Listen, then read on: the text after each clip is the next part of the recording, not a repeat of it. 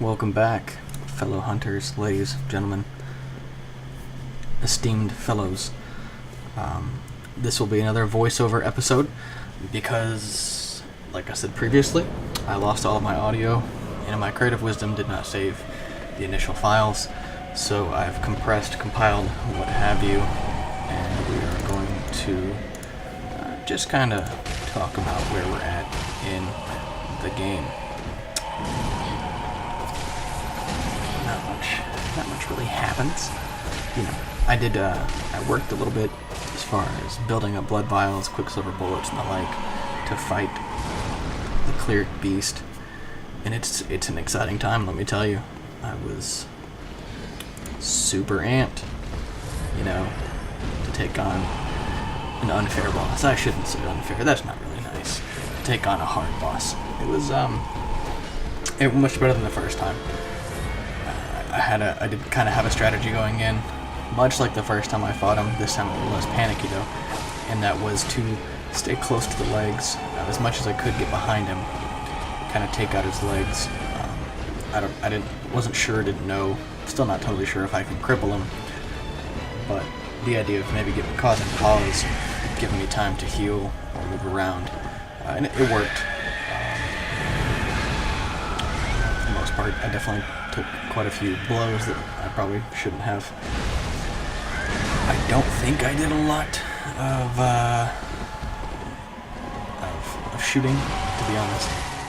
And honestly, I don't think I went through that many vials. I did actually beat the cleric beast this time. And I don't think I went through as many blood vials as I thought I would. Which was great, because, well, anytime you can not waste blood vials, it's always an enjoyable time for everyone at the party. It also went much smoother than it did the first time. It took me a lot less time to get him down by 25% than the first time. I'm still thinking that I may have made a mistake in going with the cane, the pimp cane. I like the pimp cane, but I think as far as damage output goes, I just don't know that it's as effective as, say, the saw blade or whatever. There I did realize that shooting the face a couple times does definitely cause him to drop, so that's nice. Yeah, the fight it went smoothly. I think I ended up using both or all three or whatever I started with as far as Molotov cocktails. Funny enough, it's not in the video for the sake of time and editing, but in an attempt to get back to this fight, I actually died to this stupid ogre right out front. I was pretty torqued about that, but I recovered. Also, I didn't mention this in the last video when it all happened, but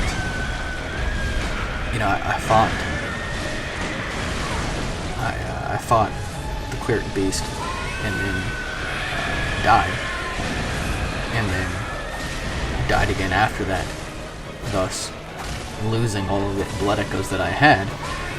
And I didn't realize it until I died a second time after the cleric beast that I realized I'd lost everything, which really agitated me. So yeah, the fight, as you can see, it just went a whole lot smoother than the first time. As far as pretty much everything, I think I ended up going back before the fight and leveling up a couple times, increasing my stamina some, increasing my strength for damage. I did successfully upgrade. I think I successfully upgraded my my cane once to increase damage there as well.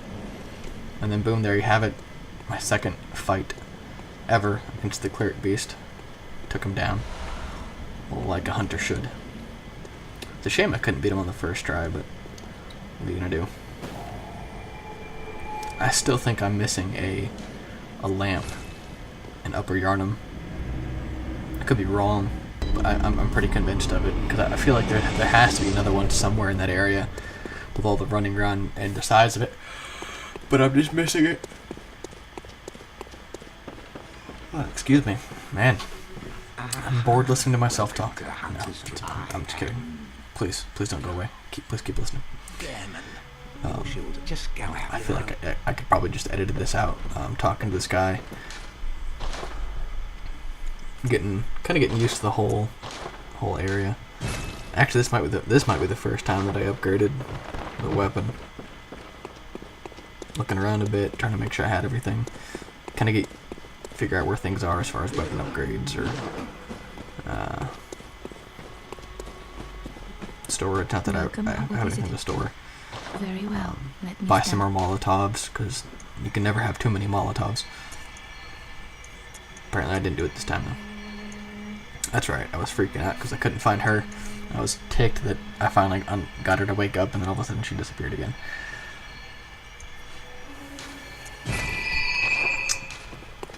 So the build I'm actually going to go for throughout the game, and I don't know if I mentioned this in previous videos, but I like the idea of probably endurance and strength, to be able to get in, get out, and hit pretty hard. Obviously vitality is important, and so I'll probably end up focusing on those three, with a major emphasis on strength and skill. No, excuse me. A major emphasis on strength and endurance, so that I can do lots of dodging and lots of combos. Yeah, I ended up kind of exploring more now that now that I have the area open, lighting more visceral attacks like I should, doing work, wrecking the baddies. I've got to say, I do find, and I mentioned this in the previous video, as far as the controls go, also with the gameplay and the combat system, I find it much smoother than Dark Souls, especially Dark Souls 2. Maybe it's just because I suck at these games, which is a distinct possibility, but I really struggled with countering in Dark Souls, especially Dark Souls 2. I found myself never really able to get counters or the parries like I needed to open up for whatever their version of the visceral attack was. And so it became really a source of frustration for me. But now with this, I definitely feel like it's easier. And maybe they did simplify the game, or maybe just the flow of combat works for me better. But after a few episodes, obviously you guys watch me die repeatedly to know that I didn't understand visceral attacks at first. But now, I definitely I can pull them off pretty regularly when I try. The whole counter system to me just works better. And on that note, the I don't really know what it's called, but the ability to heal after initially taking a blow, those few seconds when you can recover your health by hitting your opponent, encouraging that more aggressive play. I gotta tell you, that's perfect for me. I say this as I've complained about not wanting to progress because I don't want to lose, but typically in combat games, I don't like to hang back. I don't like to tank. I don't like to. I don't like support. I like to be in the fray, swinging or shooting. You know, I'm all about in-your-face combat. And Dark Souls does not support that type of play style. You have to be campy. You have to be good at parries and whatnot. Or if you're a speedrunner, perfectly dodging so that you use your iframes to avoid the hit. It's just not me. I don't like playing like that. I don't find that enjoyable. And so to have a game that encourages you to push into combat and then encourages you to keep swinging after you take a blow to recover your health, I like that. I support that. I'm all about that. And then adding in the visceral attacks just makes it all the better. Rewarding you for being in their face, ready to go. It's my kind of playstyle, so I'm really looking forward to getting back into it. I've actually been taking the week off between classes and everything else going on. I just haven't had the time to play. But hopefully soon I would like to have more videos up. I think the plan is going to be from now on to be posting videos Tuesdays, Thursdays, and potentially Saturdays as well. That was a regular schedule and not disappearing for a week and a half on end. Now, the thing is, initially, I had 5 episodes recorded and then lost the audio for all of it because I wanted to keep a regular schedule. So I've also learned to keep raw files and to double check all of my audio before I do anything else and make decisions that are going to cost me 5 episodes worth of recording. So from here on out, Tuesdays, Thursdays, Saturdays are going to be our plan, our get-togethers, our time for hunting, like a date. Me and my viewers, slaying the baddies. There's another Olympic landing by Jericho onto the high beam. There's so much stuff to find. I love that about this. There's so much stuff to find in these games, even in Dark Souls.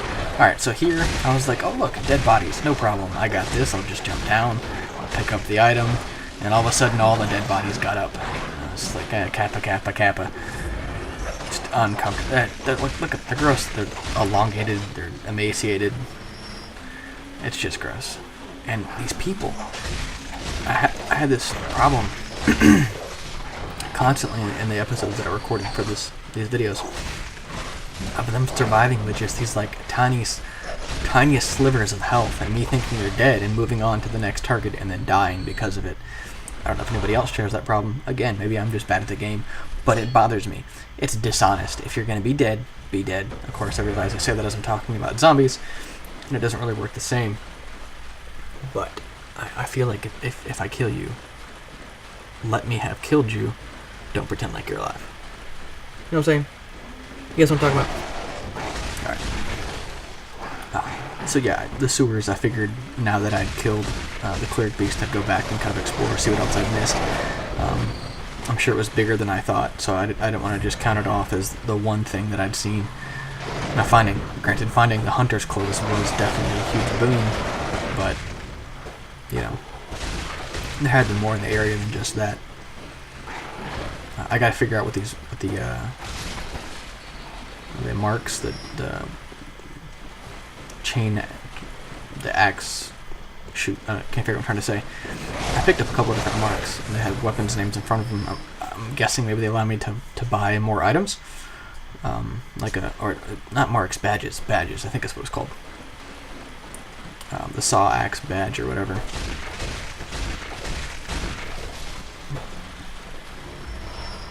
Use the stairs. There you go. That's a good Jericho. Use them stairs. Stair master. Master of the stairs. Gotta keep them calves strong. The Lady Jericho cannot be weak. Yeah, sewers. I love the aesthetic for the game. I mean, From Software does great with this, and I have to shout out to all the people that worked alongside them. They do well at taking what would typically be a poor color palette, you know, grays, blues, browns, blacks, basically a bruise, but still creating an aesthetically pleasing, if not uncomfortable, but still pleasing or admirable world. It feels full, it feels alive, it feels three-dimensional, not just in obviously in its technical appearance, but everything about it feels like it's an actual place. Textures and design for doors, walls, what have you. I like all of it. Fighting the giant pig. It's always good times. Sometimes you just gotta stick the pig. You know, for the pig's sake. Gotta feed the people. Everyone needs a roast. Bacon. I don't know how the market for zombie bacon, I'm not sure how that is, but you know. The Saw Hunter badge, I'm assuming right there, like I said, the badges, I'm assuming it allows me to buy items.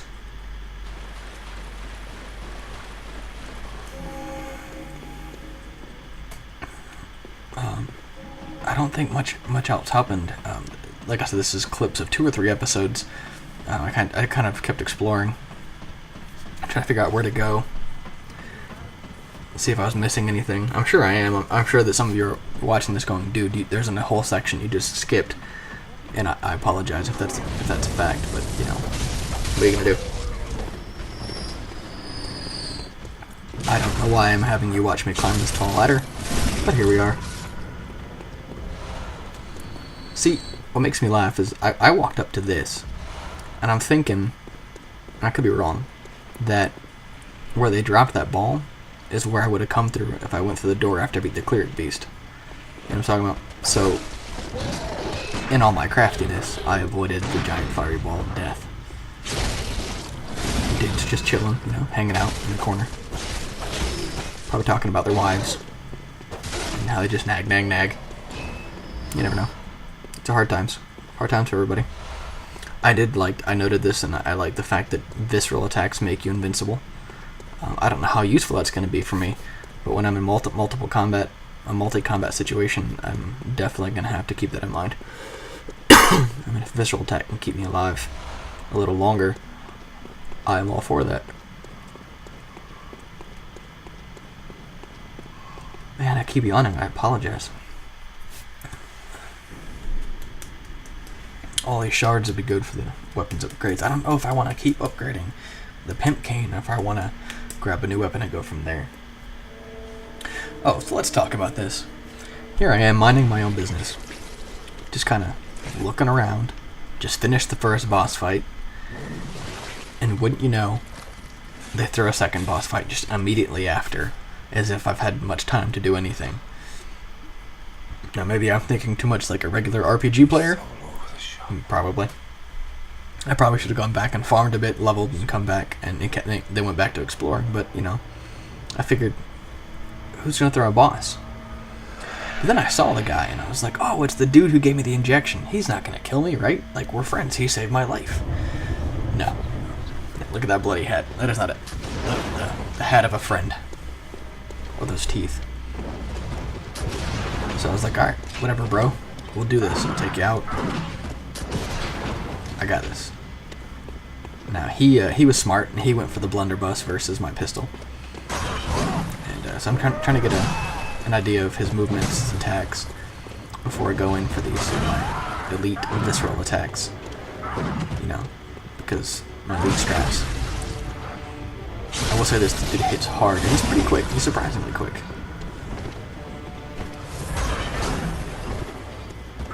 I was surprised to get the visceral attack there. I figured it had been too long. I probably didn't need to heal like that, but what are you gonna do?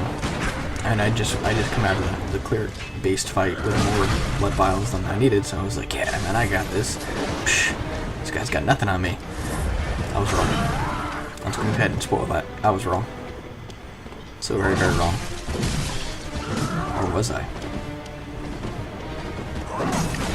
I will say that I feel, at least with these first two boss fights, despite how big the cleric beast was and the damage done by it, they don't feel overwhelmingly unfair yet. Now, I've heard of other other beasts in the game that are just insane to fight, and I have no doubt about that. But as of right now, despite the fact that I wasn't expecting to fight, it wasn't unfair. I made some noob mistakes, entered some bad commands, just, you know, played a little foolishly, and suffered because of it. But Father Gascon, it's French, whatever. Definitely ended up killing me handedly. I wouldn't say handedly. I mean, I nearly beat him. The surprise at the end was probably what got me. It shook me to the core. Yeah, so you thought I was going to die there, like, oh, that's it for him. No, I had it. It's cool. Double heals there, just to get hit back down to half health, because spacing. I was never really good at spacing. That's probably why I suck at certain fighting games, and why I suck at Dota. I'm really good at spacing. Make room, get hit again. This dude hits just like a ton of bricks, man. And I guess that's probably where the lock-on comes in handy. But you can't run, so I mean I'd have to unlock anyway. But just keeping an eye on my opponent is probably what I need to work on with these bosses. Try to eat it, Padre. Father Gascon. I honestly thought I was gonna take him, and then, you know, he blew up and turned into a werewolf, and I was just like, well, never mind. Apparently he gets cool powers that I don't, because, there you go. And just dead. Like I said, it shook me. So I saw the giant werewolf in the trench coat coming at me. I knew I was going to lose. Well, This has been Jericho Gaming. I hope you've enjoyed watching me die. And remember, just keep gaming.